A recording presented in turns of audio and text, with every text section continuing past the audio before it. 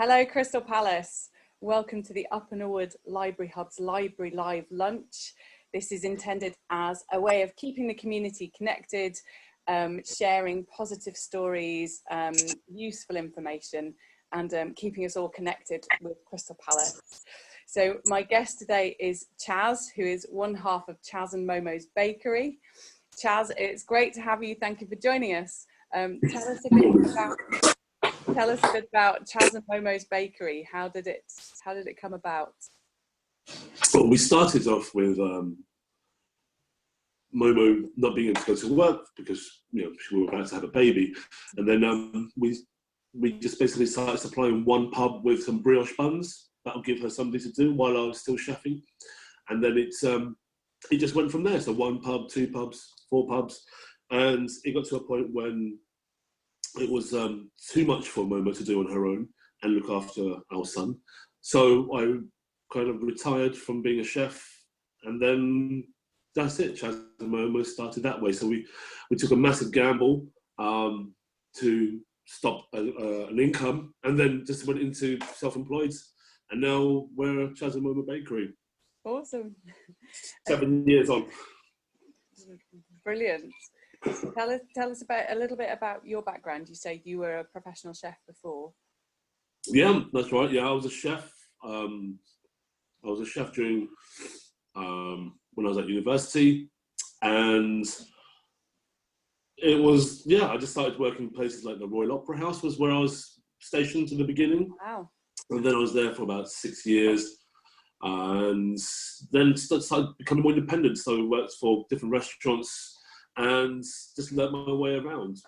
I was a chef for 15 years before I retired from being a chef, and now I'm a baker. So done some good things, done some great things. What are your favourite things to make?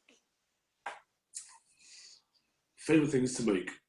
I don't mind doing a store cupboard raid. Like, I just basically open the store cupboards and just have a look and just be inventive, creative. That's always fun. I mean, I don't really make it, but it's my favorite thing to make. That I don't make in winter is cassoulet. Okay. It's a French dish with white beans, confit dark and things like that. But that's probably my favorite thing to make in the winter. In the summertime, just barbecue. I mean, obviously bread's in there, but since I make it every day, it's not something I have to worry about. Fair enough. Fair enough. What are your kind of staple products for Chas and Momo's? Brioche and sourdough. They're basically the two things that we started off doing. So brioche was the first thing that we did, and the sourdough is what the consumer wants. The businesses that we supplied, they just wanted sourdough, so we just had to develop things for them. So as it worked out, it would be interaction with the chefs directly, them telling me what they wanted, and then I would, as a chef, understand pretty much exactly where they wanted to go, and then I would produce the bread for them. But most of the time it's just brioche, burger buns, and sourdough. So a bit of creativity in there in terms of working out what people want and then creating it. That's cool. Yeah, because other bakeries will tell you this is our price list, this is our menu, this is what we sell, and the chefs don't have any way of changing that if they wanted to. Whereas we would do all of that for them straight down the line. So if they wanted to change a sourdough recipe, we'd change it for them. Wow. We'd make anything they wanted to. Because we were so small, such a small bakery, that we can actually give the customer services that people really deserve, rather than just you're a number. You're actually a person. So personal service. I like it. That's brilliant. Tell us a bit more about how you operate then. You said it's a really small business. Prior to this, it was we had like 4 or 5 staff, a driver, we supplied pubs, and that's all disappeared. So we've had to furlough a few people, and now we do it on a very, very, very small team. There's only like 3 of us doing it, and I'm having to learn a lot of new things. Just like you were saying before, there's so many things that I'm just not great at. I'm going to be honest with you, and office work is one of them. I'm not I'm not designed to work in an office. I'm designed to just, all hands on.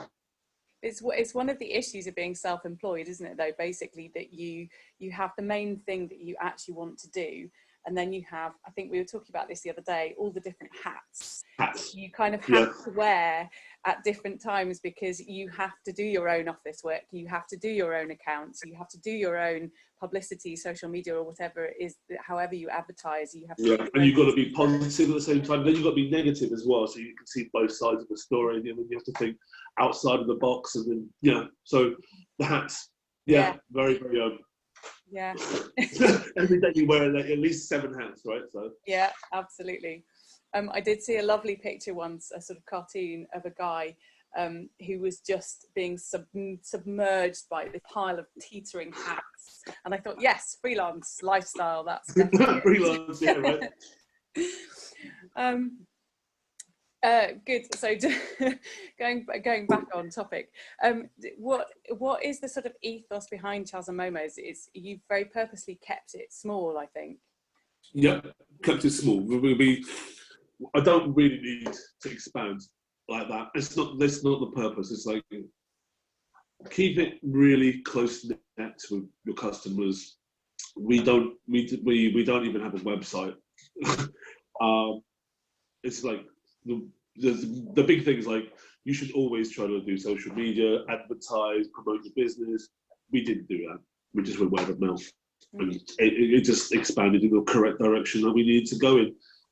The ethos is keep it really nice, close net. We use as much British products as we can. So carbon footprint is my biggest concern. Over nearly everything. I mean,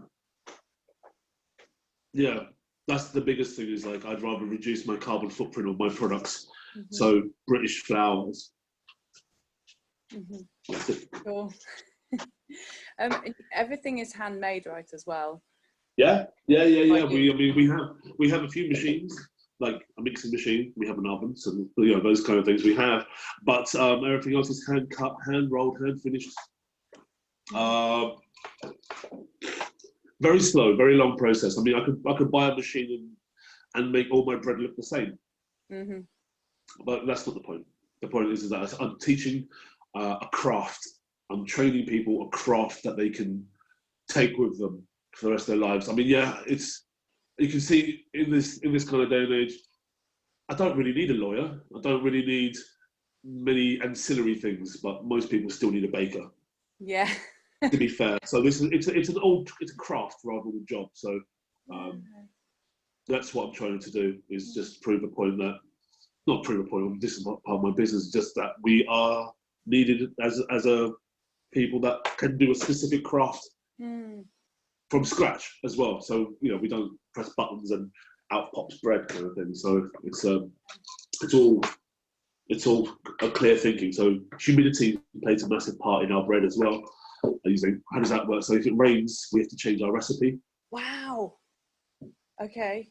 Yeah, and if it's too sunny, we've got to change the recipe. If it's too hot in the bakery, we have to change our timings. Everything is all hands on. Just like humidity affects the flour. So when you over like 10 or 20 kilos of flour, it will put 200 grams of water on, or 200 grams of water less. Wow. That kind of, you've got to know these things when you're playing the dough. Yeah, amazing. Wow, not really occurred to me. So a lot of people are like, oh, why's my dough wetter than last week's? Well, the humidity would be one thing, the temperature would be another thing. Temperature of the water, the clarity of the water, the chlorine content, things like that. So we keep an eye on those things. Wow, so really, really individual, personal service. That's awesome. Yeah. Cool. Tell me, so you were saying about under normal circumstances, and obviously things have changed right now. Tell us a bit about under normal circumstances. You mentioned the pubs. So other than pubs, kind of who would your normal clients be, and how's that kind of developed over the years? The biggest thing with chefs, really, and restaurants, they tend to make their own bread. Or sometimes they can't be bothered, then they contact us. But because our number one product is brioche buns, it tends to be gastropubs. Okay. So gastropubs just want to do good burgers. So we do other types of buns for during under normal circumstances we'll make anything for them. We developed a range of vegan brioche as well, carbon black vegan brioche. Wow. Potato buns, pretzel buns, anything they wanted, we'll help them develop. And so that pub would be, because most of the pubs we supply are small independent or individual pubs, like that kind of thing. So they want to stand out from the crowd, and other bakeries won't help them. They'll just basically say that's our range. So we'll go in there and develop whatever they need to do. But basically 95% of our trade is pubs. And that's gone. Well, Wow. it's not gone, but it's stopped. So to lose 95% of your income, it was a massive kick in the teeth. Yeah, but you guys seem to find a new way really, really quickly. So tell us about how you're operating now. Well, you know, I've got to give the thanks to my neighbours, particularly one of my neighbours lives across me, called Dickie, and his wife Ali, and his kid Eliza. Basically, they had friends that wanted good bread, and they said, "I know a baker," and so then we started supplying some people just around the corner from us in Crystal Palace. That went from like 5 to 10. The next week was 20. The week after that was like 50. Or the next, so because we do 2 deliveries a week before, so it's Monday and Friday. So then every time we done a delivery, it just went up and up and up. And then after the second week, we were up to 120 customers. Wow. So in 2 weeks, we went from like 2, which is just the 2 people that live across from me, to 120. Wow. And I believe you were one of those 120. That's huge.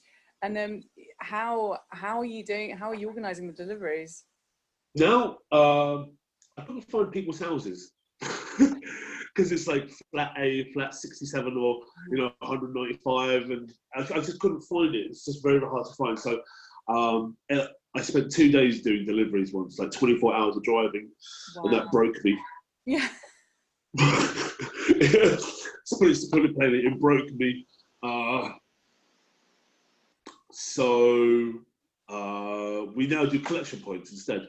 So I released 16 collection points in the most common areas, and we have place and time. They come and meet me at the van. So we retrofitted our van with shelving, chalkboards, everything we needed to get on, and we basically just rock up, open the doors, and customers queue. They know exactly where I'm going to be at what time, so they can just just wait right then. And usually there's already a queue of which way to line up and stuff. So they're getting used to it. The fact that they can walk for 5 to 10 minutes from their house, wait a few minutes on the curbside, and everyone's very good. Everyone's been really, really good with social distancing. Everyone kind of knows their place, and which is. It saves me having to wear a t-shirt that says social distancing, please, or put a massive kind of like chalk lines on the floor, kind of to stop people crossing over. But everyone's been really, really good about it. So everyone knows how to handle public distancing. That's good to know. That's really nice to hear, actually. You've been developing an app, which is hopefully making this easier, I think. Tim, the guy Tim, he contacted us, and he's working on the app. Tim and Rupert have been contacted us, and this is their first kind of app in this kind of area, field. It's a bit, they don't know where to go. I don't know where to go. So they've got an app that they want to do, but then they've got a guy like me that has no idea what it's supposed to do. So every week we add to it. So we listen to every customer that uses the app says, "Oh, it's good, but can you do this?" So we take that, we learn, we just keep developing. Every few days we add something to it if we can. But Tim and Rupert have been absolutely amazing boys. They Yeah, so you can press, like, you can track the van, so the van's got a tracker on it, so you can always find exactly where it's driving to. And really yeah, you helpful. can. Yeah, I mean, it is if you think, wow, where is he? Where is he? He's running a bit late, so you can just check on your phone and say, oh look, he's actually about 400 meters that way, and he's coming this way, or or if you're on a Zoom call or something like that, which we've had a lot of people say, we've been on a Zoom call and we've missed your slot. Oh no. So then they just check the app and see where I'm going to be next. So they just drive quickly and meet me there. Yeah. So everyone's pretty good about that, because they got a lot more free time than I do.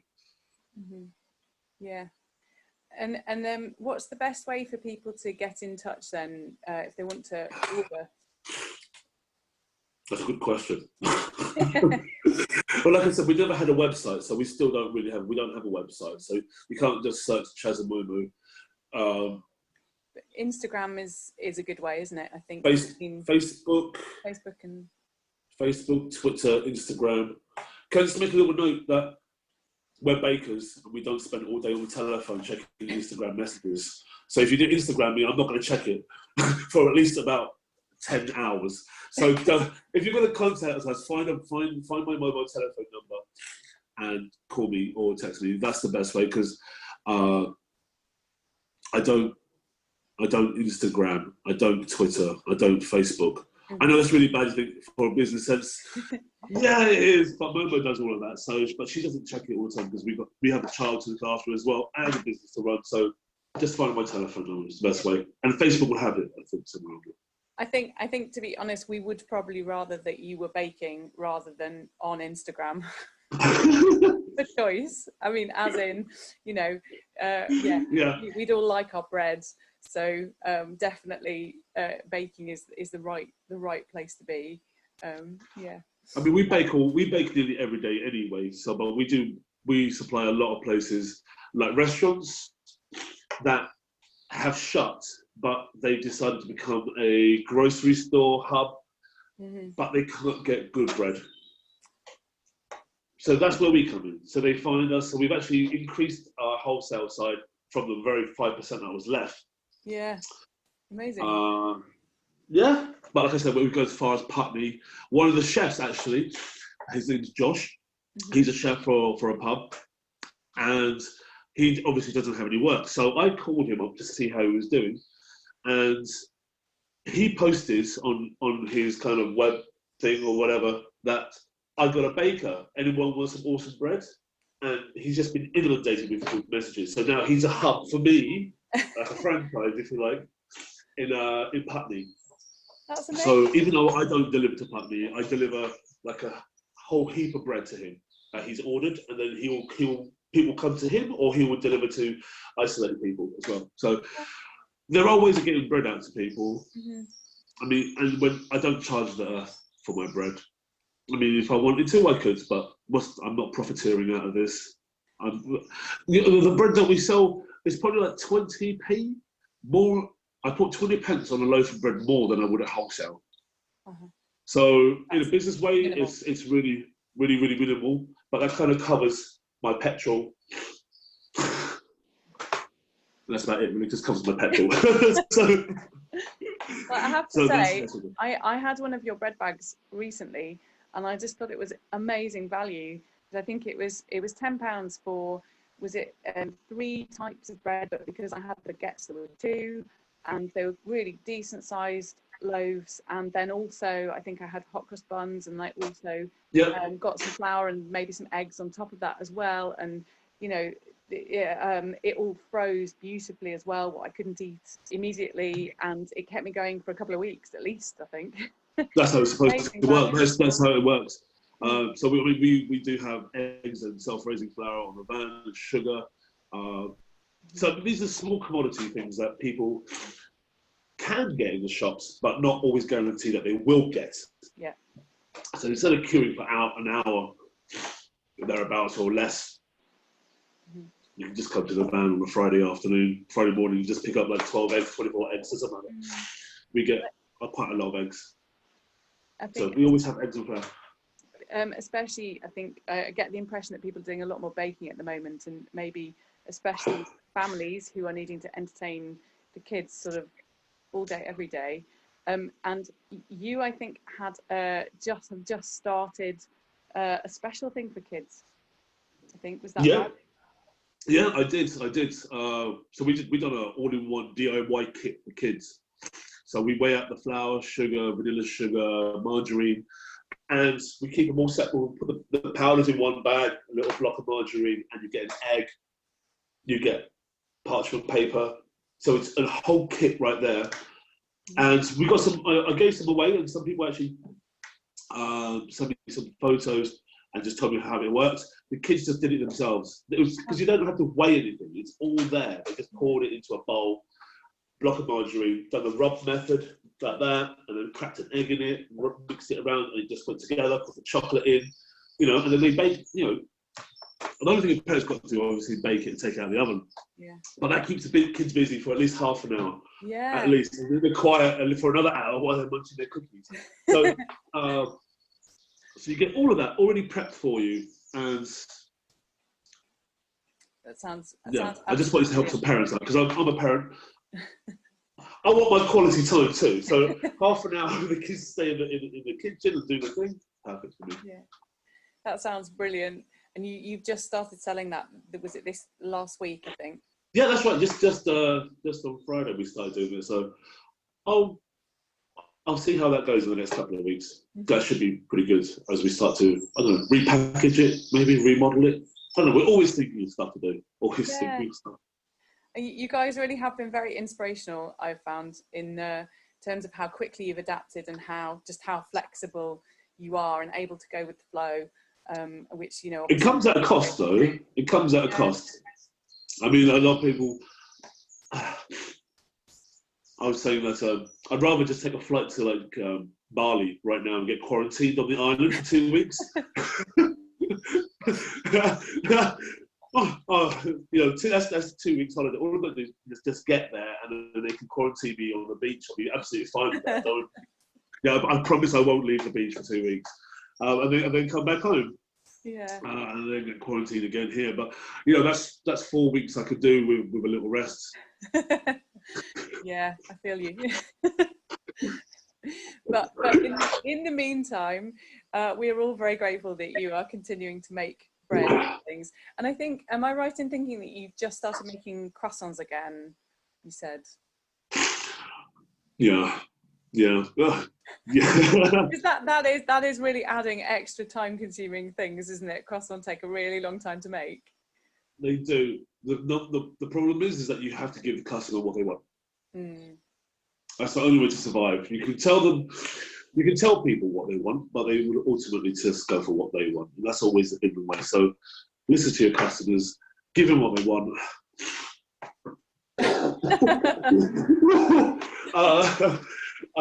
So croissants, and we just I was mucking around with donuts, just mucking around with donuts, guys. I'm not saying I'm making them, but yeah. Amazing. So we started doing just standard jam donuts, but I was thinking of doing, for instance, I don't know, blueberry jam and custard. Wow. Inside the one donut, so it's all in one. Wow. Yeah, so that's my next thing I'll be playing around with, is trying to get the creme patisserie right. Amazing. Okay, Crystal Palace, you need to watch this space and keep an eye on Chas Momo, because the variety is increasing all the time, I think, by the sound of it.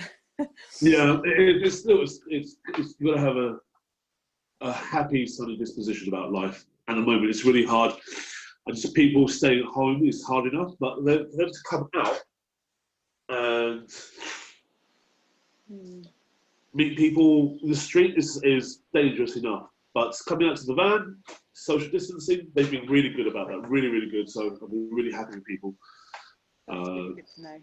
Stop the spread. Because we work every day, nearly every day. I have to worry about my own personal safety too. So trying to get PPE is nearly impossible because I'm not an NHS worker. I don't really work the front lines, but at the same time I am out there working and I can't get hold of any PPE. So every customer that comes, they really respect it. that part of it. So it's I feel good. really good to hear that that's the case. So yeah, brilliant. Well, we're nearly out of time. So thank you so much, Chas, for coming to talk to us. It's lovely to hear That's all right. about Chas and Momo's and your aims and kind of what you're doing. The Thank you so much for having me. inspiration and flexibility and new products. So I'm sure that we have made everybody watching hungry at this point. So you do have time probably to order for this week. So get yourself onto social media, Facebook and Instagram, find Chas and Momo's and the list of products and options and things, and then give them a call. Don't Instagram. And order your stuff this week. Brilliant. So just moving slightly sideways into our general live streaming program. We have, as you know, I'm sure we have loads and loads of different things on the live stream program. We have, as well as the library live lunch, we have meditation, we have yoga, we have children's stories, we have singing classes, live music, we have cross stitch, we have the edible garden, just so much stuff. So please do, if you haven't already, check out the rest of the live stream program. It's really helpful for the Library Hub to have people engaging and kind of visible high numbers of people making use of the live streaming program. If you'd like to support us a bit further, to the side of the video under the description is a link for how you can become a Library Hub supporter, and obviously we'd be really grateful for that if that's of interest. And other than that, go get your Chas and Momo's order sorted. I highly recommend it. And we will see you hopefully tomorrow for the next Library Live Lunch. Chas, thank you so much for coming to chat to us. It's been lovely. You're welcome. You're welcome. Thanks very much. All right, take care, everybody, and see you soon. Bye. Bye.